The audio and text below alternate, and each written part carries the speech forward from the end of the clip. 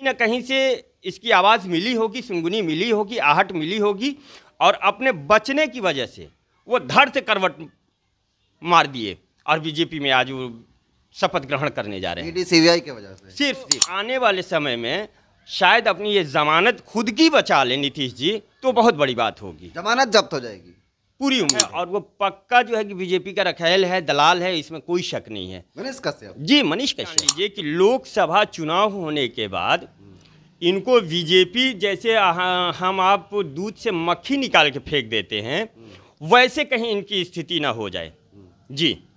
और फिर 2024 के लोकसभा चुनाव के बाद ये जब 25 में विधानसभा चुनाव होगा तो हमें ये अपनी जमानत बचा ले मेरे भाई, तो बहुत बड़ी बात होगी।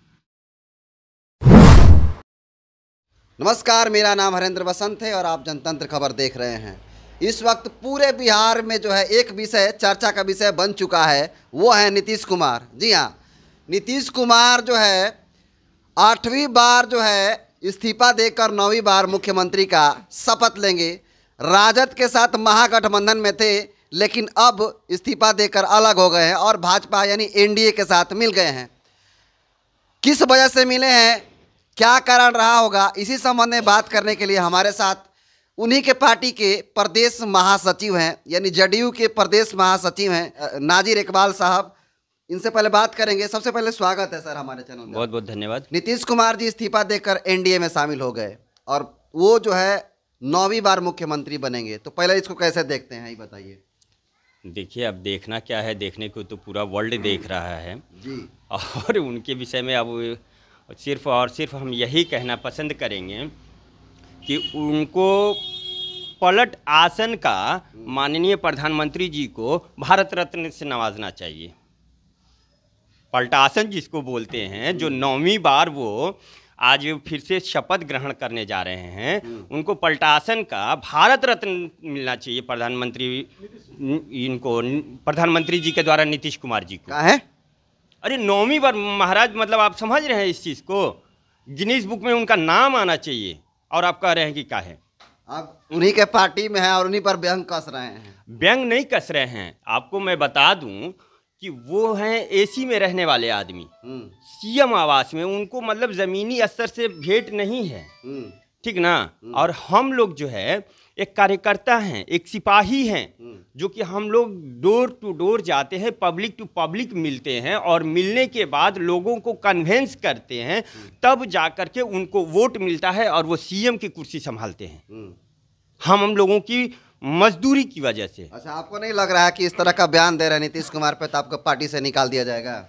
तो उससे क्या फर्क पड़ता है, पार्टी में रहना ये मतलब वो मायने नहीं रखता है। मायने ये रखता है कि हम जिस जनता के लिए वर्क कर रहे हैं, जिस जनता से हम वोट मांग रहे हैं, तो उसके लिए हमें लड़ना है, न कि हमें माननीय नीतीश कुमार जी के लिए।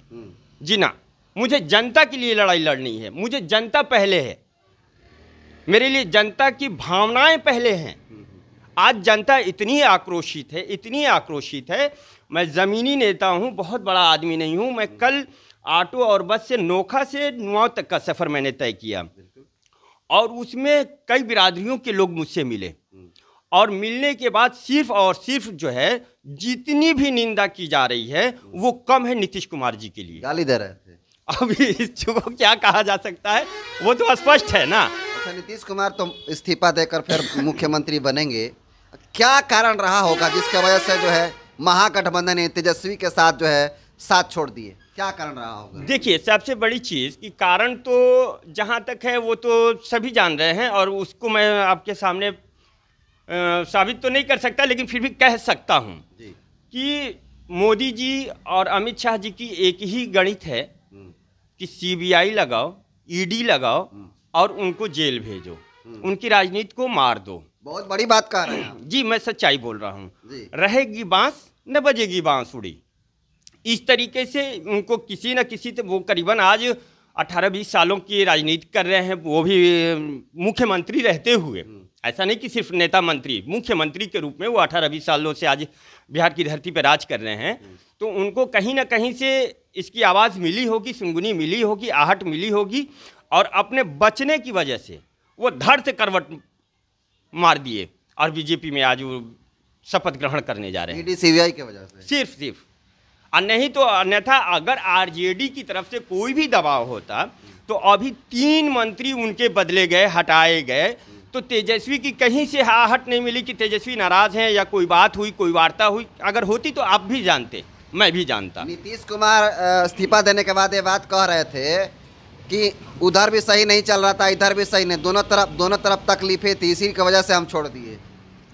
अब ये तो लैला मजनू वाली बात हो गई कि क्या तकलीफें थी, तो अब ये तो उन्होंने साझा किया नहीं ना, इसको हम जान पाएंगे ना, हम आपको बता पाएंगे जी। अच्छा, चूंकि आप जमीनी स्तर के नेता हैं तो जो आम पब्लिक है, नीतीश कुमार जो है 9वीं बार मुख्यमंत्री बनेंगे, 8 बार इस्तीफा दे चुके हैं, तो क्या लगता है जनता इसको दोबारा लोकसभा चुनाव में या फिर विधानसभा 2025 में होने वाला चुनाव मौका देगी?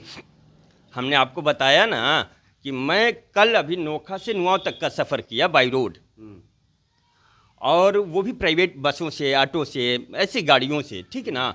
तो लोगों का जो बर्ताव मेरे साथ में हुआ, जो बातें हुई, उससे यही लग रहा है कि मतलब आने वाले समय में शायद अपनी ये जमानत खुद की बचा ले नीतीश जी, तो बहुत बड़ी बात होगी। जमानत जब्त हो जाएगी, पूरी उम्मीद है। ये 9वीं बार है जी। हम लोग जमीन पे हैं। बिहार में तो काफी काम किए हैं महाराज। काम के ही बेस पे आज वो 18-20 सालों से राज कर रहे हैं, काम के ही बेस पे, इसमें कोई शक नहीं है। लेकिन मुझे ये बताइए कि एक बार भाजपा, अभी सुशील मोदी जी का भी बयान आया कि ये दरवाजे हमेशा के लिए बंद हैं। ये अभी फिर उसके 4 दिन पहले की बात है कि अमित शाह जी मान्यवर बोलते हैं कि नीतीश कुमार जी के लिए एनडीए का रास्ता बंद है, पलटू महाराज के लिए रास्ता बंद है। लेकिन आज ऐसा क्या होता है कि वो सीधे पलटते हैं और बीजेपी में जाने के बाद भी अपनी सरकार बना रहे हैं, जो कि सबसे बड़ी पार्टी राजद थी, उसके बाद बीजेपी है। अभी तो मुख्यमंत्री अगर बनना चाहिए था तो बीजेपी का बनना चाहिए था, लेकिन इनमें कुछ वैसा गुड़ शहद चटनी तो है जो कि मतलब लोग इसको चाट रहे हैं और इनको बना रहे हैं। क्योंकि जनता विकास चाहती है, तो नीतीश कुमार आपको भी पता है कि विकास पुरुष माने जाते हैं और कहते भी हैं कि सुशासन की सरकार है, तो क्या है भी, तो क्या वो बीजेपी के साथ रहेंगे और विकास करेंगे तो जनता उनको पसंद नहीं करेगी? देखिए, विकास पुरुष तो है, इसमें कोई शक नहीं है, लेकिन जो इनकी स्थिति हो गई है वो बड़ी दयनीय है। वो सोचने के लायक है कि मतलब 8 बार इस्तीफा देना, 9वीं बार शपथ ग्रहण करना, ये बड़ी सोचने वाली बात है कि मतलब वर्ल्ड रिकॉर्ड है यार, ऐसा मतलब किसी देश में किसी मंत्रियों ने ऐसा नहीं किया है। बिल्कुल जी। एक और सवाल, आखिरी सवाल रहेगा। मनीष कश्यप पर जो एनएसए लगा था तो वो जेल गया, तो जेल जाने से पहले मनीष कश्यप एक वीडियो में लाइव आकर बोला था कि 180 दिन में तेजस्वी की सरकार गिरा देंगे। तो क्या नीतीश कुमार, जो मनीष कश्यप था, भाजपा से मिला हुआ था, फिर भाजपा के लिए ही काम करता है? कैसे देखते हैं इसको? देखिए, ये तो मतलब संभाविक है कि कभी भी मनीष कश्यप का सुना गया तो एक तो पहले तो पत्रकार ही नहीं उसको हम मानते हैं। क्या मानते हैं? जिस तरीके से वो मतलब अशब्द का प्रयोग करता है कैमरे पे ऑन रोल, मतलब ये अच्छी बात नहीं है। अशब्द मतलब पत्रकारों के लिए अशब्द यूज नहीं है, ठीक ना, लेकिन वो अशब्द प्रयोग करता है और वो पक्का जो है कि बीजेपी का रखेल है, दलाल है, इसमें कोई शक नहीं है। मनीष कश्यप जी, मनीष कश्यप, क्योंकि आप कभी भी कहीं भी उसका कभी भी कोई भी न्यूज़ आप देख सकते हैं, आप भी देखते हैं, मैं भी देखता हूँ, सभी देखते हैं, ठीक है। तो जिस तरीके से उसकी वार्ता होती है उस तरीके से वो लगता नहीं है कि कहीं से पत्रकार है जी। तो भाजपा के साथ पहले से जुड़ा हुआ था, जानता था इस बात को, वो जानता था इस बात को, वो उसको मतलब जहाँ तक मालूम था, अगर नहीं भी मालूम था तो वो इस बात को कह रहा था कि मतलब कहीं ना कहीं मतलब हम इस चीज़ को कर देंगे तो नीतीश कुमार की सरकार गिर जाएगी। इस चीज़ को उसको अपने ऊपर कॉन्फिडेंस था, तब उसने ये बोला था। तो अब तेजस्वी का क्या होगा? तेजस्वी का तो अब तेजस्वी बताएंगे, लेकिन फिर भी हमें उम्मीद है कि जिस तरीके से वो स्ट्रगल कर रहा है बंदा, और उसको स्ट्रगल करना चाहिए, और आने वाले भविष्य में मैं यही अपनी उम्मीद करता हूं कि कोई पार्टियां नहीं रह जाएगी, सिर्फ और सिर्फ फिर से बिहार में आरजेडी ही होगी जी। एक और सवाल लोगों के द्वारा ये पूछा जा रहा है कि इस साल जो है लोकसभा का चुनाव होने वाला है, तो नीतीश कुमार जैसे पलटी मार के एनडीए में चले गए हैं, तो क्या नीतीश कुमार का जो लोकसभा का चुनाव हो जाएगा तक वो वैल्यू देगी भाजपा? देखिए, ये तो सवाल आपने बहुत अच्छा किया है, ये मेरे विचार में भी था। तो ये आप जान लीजिए कि लोकसभा चुनाव होने के बाद इनको बीजेपी जैसे हम आप दूध से मक्खी निकाल के फेंक देते हैं, वैसे कहीं इनकी स्थिति ना हो जाए जी। और फिर 2024 के लोकसभा चुनाव के बाद ये जब 25 में विधानसभा चुनाव होगा तो हमें ये अपनी ज़मानत बचा ले मेरे भाई, तो बहुत बड़ी बात होगी। तो ये थे नाजिर इकबाल जी, जो कि जेडीयू के प्रदेश महासचिव हैं, और इन्होंने खुद कहा कि नीतीश कुमार का जमानत जब्त होने वाला है। बाकी इनके विचारधारा को और जो नीतीश कुमार इस्तीफा दिए हैं, इसको आप कैसे देखते हैं, और ये इन्होंने जो अपनी राय रखा, इनको कैसे देखते हैं, कमेंट कर जरूर बताइएगा। बहुत बहुत धन्यवाद।